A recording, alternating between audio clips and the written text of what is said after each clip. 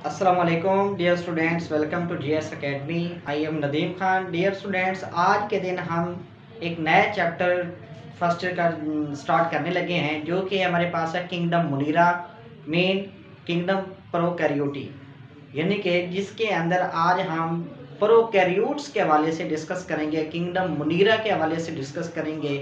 तो किंगडम मुनीरा जो है उसके अंदर कौन कौन से जानदारों को शामिल किया गया था, उसको आज हम डिटेल के अंदर डिस्कस करेंगे। बेसिकली जो किंगडम मुनीरा है उसके अंदर तमाम प्रोकैरियोट्स को इसके अंदर शामिल किया गया था, और जो प्रोकैरियोट्स थे वो बेसिकली यूनिसेलुलर ऑर्गेनिज्म थे। ठीक है, इसकी एग्जांपल हमारे पास बैक्टीरिया है, यानी कि बैक्टीरिया जो है ये बेसिकली किंगडम प्लांटी के किंगडम मुनीरा के अंदर शामिल होता है, क्योंकि ये प्रोकैरियोट्स होता है, यानी कि बैक्टीरिया जो होते हैं ये प्रोकैरियोट्स हैं। प्रोकैरियोट्स क्यों हैं? क्योंकि इनका जो सेल होता है उसके अंदर एक ट्रू न्यूक्लियस नहीं होता, यानी कि वाज़े न्यूक्लियस नहीं होता है, डिस्टिंक्ट न्यूक्लियस इसके अंदर नहीं पाया जाता है इसके सेल के अंदर, जिस वजह से इसको हम प्रोकैरियोटिक ऑर्गेनिज्म कहते हैं। तो चलते हैं अपने टॉपिक की तरफ। बेसिकली जो बैक्टीरिया है इसको हम क्या कहते हैं? ये एक प्रोकैरियोटिक ऑर्गेनिज्म है, ठीक है, और ये यूनिसेलुलर होता है, यूनिसेलुलर, यानी कि ये जो जानदार होते हैं ये सिर्फ एक ही सेल पर मुश्तमिल होते हैं, इसलिए इनको यूनिसेलुलर भी कहते हैं। तो बेसिकली देखेंगे कि जो बैक्टीरिया होता है ये कहाँ कहाँ पर पाए जाते हैं, बैक्टीरिया किस किस इन्वायरमेंट के अंदर पाए जाते हैं। बेसिकली इसकी अक्रिस को जब हम डिस्कस करते हैं तो ये पूरी कायनात के ऊपर वाइड स्प्रेड है, यानी कि पूरी कायनात के ऊपर ये पाए जाते हैं, ये हर जगह पर पाए जाते हैं। They are present on the every place of the earth, they are present on every environment, ये हर तरह के इन्वायरमेंट के अंदर पाए जाते हैं। तो बेसिकली ये एयर के अंदर भी पाए जाते हैं, ये वाटर के अंदर भी पाए जाते हैं, लैंड के अंदर भी पाए जाते हैं। देन हॉट स्प्रिंग्स, देखें हॉट स्प्रिंग यानी कि जो गर्म चश्मे होते हैं उनके अंदर भी ये पाए जाते हैं। हालांकि वैसे आम कोई लाइफ जो है वहाँ पे नहीं रह सकते, क्योंकि due to heat, due to hot जो है वहाँ पर कोई और लाइफ सरवाइव नहीं कर सकती। लेकिन बैक्टीरिया जो होते हैं इनके ऊपर सेल वॉल होती है सेल के ऊपर, इसी वजह से जो बैक्टीरिया होते हैं वो हॉट स्प्रिंग के अंदर रह सकते हैं। देन उसके बाद ये एसिडिक और अल्कलाइन सॉइल के अंदर भी, यानी कि जो सॉइल एसिडिक होती है या अल्कलाइन इन नेचर होती है उस सॉइल के ऊपर कोई और पौधा तो उग नहीं सकता, लेकिन ये वहां पर पाए जाते हैं। Then they are present on the polluted water and soil, यानी कि वो पानी जो कि पोल्यूटेड होता है, जो आलूदा पानी होता है, जो खराब पानी होता है या खराब सॉइल होती है, वहां पर भी ये पाए जाते हैं। हाईली सेलाइन इन्वायरमेंट, जो सलाइन इन्वायरमेंट होता है, यानी कि ऐसी जगह जहां पर सैलिनिटी के चांसेस ज्यादा होते हैं, वहां पर भी ये पाए जाते हैं। यानी कि हमने देख लिया है इसके अंदर के जो बैक्टीरिया होते हैं ये कहाँ कहाँ पाए जाते हैं। They are present on the every place, ये हर जगह पर पाए जाते हैं। ये वह जानदार है जो पूरी कायनात के अंदर जगह जगह पर पाया जाता है। आप लैंड के ऊपर जाएं, आप एयर के अंदर इसको देखें, आप इसको पोल्यूटेड वाटर के अंदर देखें, हॉट स्प्रिंग के अंदर देखें, ये जगह जगह पर पाए जाते हैं। तो बैक्टीरिया ऐसे जानदार हैं जो हर जगह पर मौजूद होते हैं। देन हम डिस्कस करते हैं उसके साइज के हवाले से। बेसिकली इसका साइज जो होता है वो वेरी करता है, यानी कि इसका साइज डिफरेंट होता है। मुख्तलिफ बैक्टीरिया का साइज एक दूसरे से डिफरेंट होता है। सबसे पहले हम देखेंगे सबसे छोटा बैक्टीरिया कौन सा है, देन उसके बाद बड़ा, इस तरह हम वन बाय वन डिस्कस करेंगे। तो सबसे जो छोटा बैक्टीरिया है उसका नाम है माइकोप्लाज्मा। क्या नेम है? माइकोप्लाज्मा। अगर इसका ओवरऑल साइज की अगर बात करें तो इसका साइज होता है 0.1 माइक्रोमीटर टू 600 माइक्रोमीटर के दरमियान में होता है, यानी कि इनका साइज जो होता है वो 0.1 माइक्रोमीटर से लेकर 600 माइक्रोमीटर तक इनका साइज वेरी करता है। वेरी करता का मतलब क्या है कि इनका साइज जो है मुख्तलिफ बैक्टीरिया का मुख्तलिफ होता है, किसी का कुछ होता है, किसी का कुछ होता है, यानी सभी का सेम नहीं होता। देन स्मॉलेस्ट जो हमारे पास बैक्टीरिया है वो कौन सा है? वो है हमारे पास माइकोप्लाज्मा। माइकोप्लाज्मा जो है ये वाहिद बैक्टीरिया है जिसका साइज सबसे छोटा होता है। वो कितना होता है? 100 to 200 नैनोमीटर। माइक्रोमीटर नहीं, क्या? नैनोमीटर। यानी कि नैनोमीटर माइक्रोमीटर से छोटा होता है। ठीक है, तो इसका साइज जो होता है 100 जो माइकोप्लाज्मा हमारे पास बैक्टीरिया है, this is the smallest bacteria whose size is about 100 to 200 nanometer.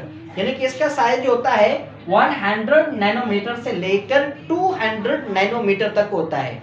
यानी कि यहाँ से हमें पता चल रहा है कि जो बैक्टीरिया होते हैं these are the very smallest organisms, ये बहुत छोटे जानदार हैं जो इस कायनात के अंदर पाए जाते हैं। तो डियर स्टूडेंट्स, अपने साइज के एतबार से ये बहुत ज़्यादा छोटा एक साइज है माइकोप्लाज्मा बैक्टीरिया का। यानी कि ये वाहिद ऑर्गेनिजम्स होते हैं इस कायनात के अंदर जो कि फिल्टर पेपर के सुराखों में से गुजर जाते हैं। यानी कि जो फिल्टर पेपर है उसके सुराखों में से ये बैक्टीरिया, इसका साइज छोटा होता है, ये गुजर सकता है क्योंकि बेसिकली इसका साइज बहुत ज़्यादा छोटा होता है। अब आपके माइंड में आ रहा होगा कि इतने छोटे जानदार को इंसान कैसे देख सकता है। जो जितने भी छोटे जानदार हैं इनको हम बेसिकली माइक्रोस्कोपिक ऑर्गेनिज्म कहते हैं। बैक्टीरिया जो है बेसिकली ये माइक्रोस्कोपिक ऑर्गेनिज्म है। आपने माइक्रोबायोलॉजी का वर्ड सुना होगा। बेसिकली माइक्रोबायोलॉजी क्या है? ये ब्रांच है बायोलॉजी की जिसके अंदर हम माइक्रो ऑर्गेनिज्म की स्टडी करते हैं, यानी कि वायरसेस और बैक्टीरिया के हवाले से डिस्कस करते हैं। यानी कि वायरसेस और बैक्टीरिया दोनों माइक्रो ऑर्गेनिज्म के अंदर काउंट किए जाते हैं, यानी कि इनको इंक्लूड किया जाता है। अब बेसिकली हमने डिस्कस करना है वायरसेस को नहीं, वायरसेस वाला चैप्टर हमने पीछे डिस्कस कर लिया है। आज हम डिस्कस कर रहे हैं बैक्टीरिया के हवाले से, प्रोकैरियोट्स के हवाले से, किंगडम मोनिरा के मेंबर्स के हवाले से। तो बैक्टीरिया जो होते हैं ये जानदार हैं, वायरसेस जानदार नहीं हैं, वो ए सेलुलर होते हैं और ये सेल पर मुश्तमिल होते हैं। तो बेसिकली जानदारों में सबसे छोटा साइज जो होता है ये बैक्टीरिया का होता है। अब इनको देखने के लिए हम माइक्रोस्कोप का इस्तेमाल करते हैं। माइक्रोस्कोप क्या चीज़ है? माइक्रोस्कोप जो होती है बेसिकली एक इंस्ट्रूमेंट है, ये एक खास किस्म का आला होता है जिसकी मदद से छोटी चीज़ों को बड़ा करके देखा जा सकता है। यानी कि उसकी मैग्निफिकेशन पावर की वजह से उसको छोटे जो जानदार होते हैं उनको बड़ा करके देखा जा सकता है। तो उसके बाद हम चलते हैं अपने दूसरे बैक्टीरिया की तरफ जिसका नेम क्या है? E coli, Escherichia coli. Escherichia coli जो है ये बैक्टीरिया जो होता है इसका साइज अगर विड्थ और लेंथ को देखा जाए तो वो डिफरेंट होता है। अगर उसकी विड्थ को देखा जाए यानी कि उसकी चौड़ाई को देखा जाए तो वो कितनी होती है? वो 1.1 to 1.5 माइक्रोमीटर। यानी कि इसकी अगर विड्थ की बात की जाए तो वो कितनी होती है? 1.1 to 1.5 micrometer.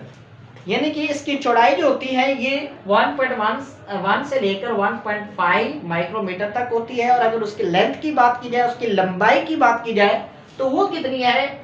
2 to 6 micrometer length. यानी कि इसकी जो लेंथ है ये लॉन्ग कितने होते हैं, ये लंबे कितने होते हैं? 2 to 6 माइक्रोमीटर। और जब क्या अगर उसकी विड्थ की बात की जाए, उसकी चौड़ाई की बात की जाए तो वो कितनी है? 1.1 से लेकर 1.5 माइक्रोमीटर तक इसकी चौड़ाई होती है। उसके बाद हमारे पास एक और बैक्टीरिया आ जाता है जिसका नाम क्या है? स्पाइरोचीट। स्पाइरोचीट बैक्टीरिया जो है इसका साइज अगर लेंथ में देखा जाए तो वो 500 माइक्रोमीटर लेंथ में होता है। यानी कि ये काफी ज्यादा लंबा बैक्टीरिया होता है।